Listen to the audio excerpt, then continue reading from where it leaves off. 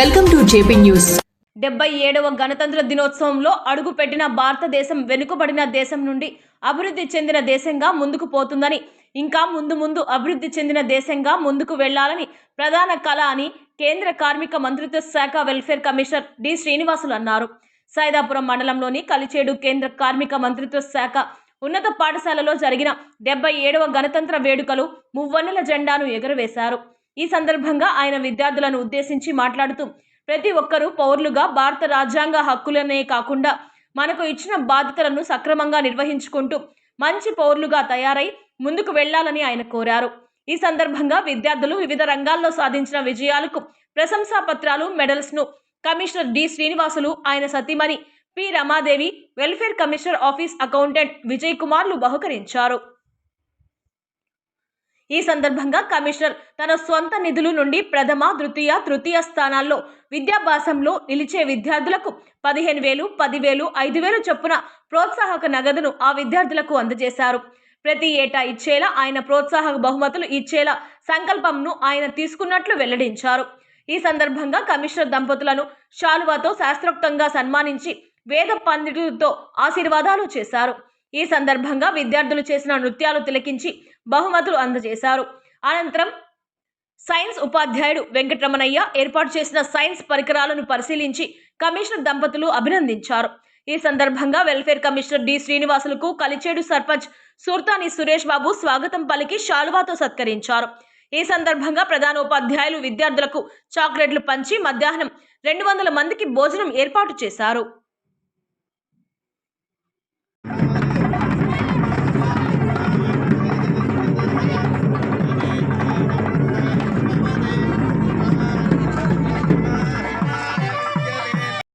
ఈరోజు 77వ భారత గణతంత్ర సంబరాల్లో మనందరం ఉన్నాము.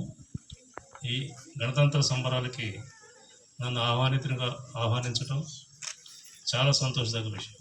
ఎందుకంటే ఈ స్కూల్కి వచ్చిన ప్రతిసారి కూడా నేను చాలా సంతోషంగా హ్యాపీ మెమరీస్ తోటి ఇంటికి వెళ్ళడం జరుగుతుంది.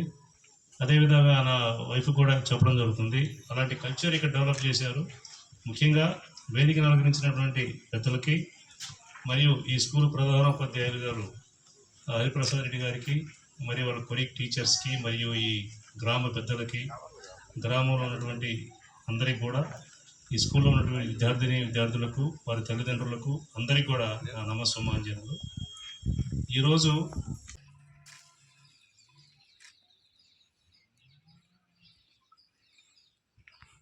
భారతదేశానికి 1947 ఆగస్టు 15 స్వాతంత్రం వచ్చింది.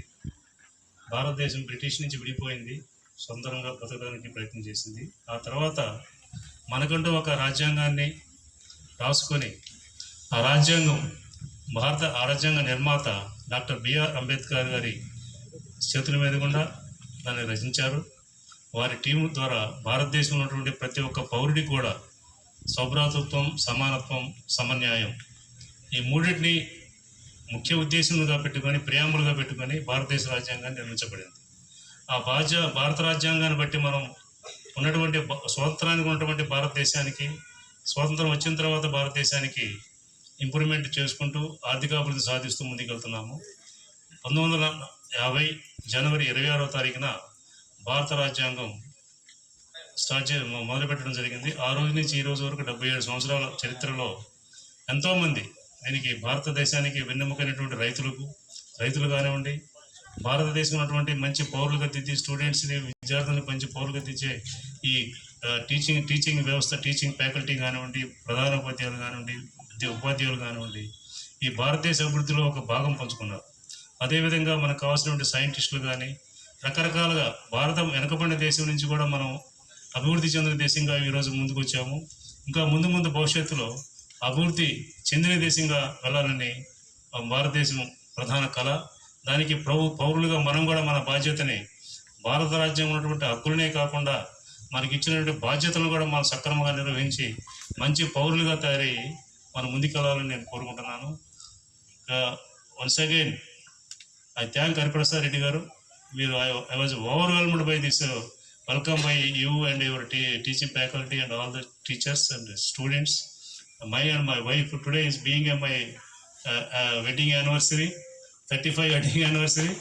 I was overwhelmed, and thank you once again. Thank you, sir. Thank you very much. ఈ సంస్థకి ఉపాధ్యాయ లోకానికి ఎంటైర్ LWO ఎంప్లాయీస్ కి వాళ్ళు చేసినటువంటి సేవలు చిరస్మరణీయమైనవి, సదా శాశ్వతమైనవి.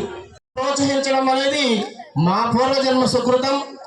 ఎందరో మహానుభావులు, అందరిలో మిన్న మన కమిషనర్ గారు వారి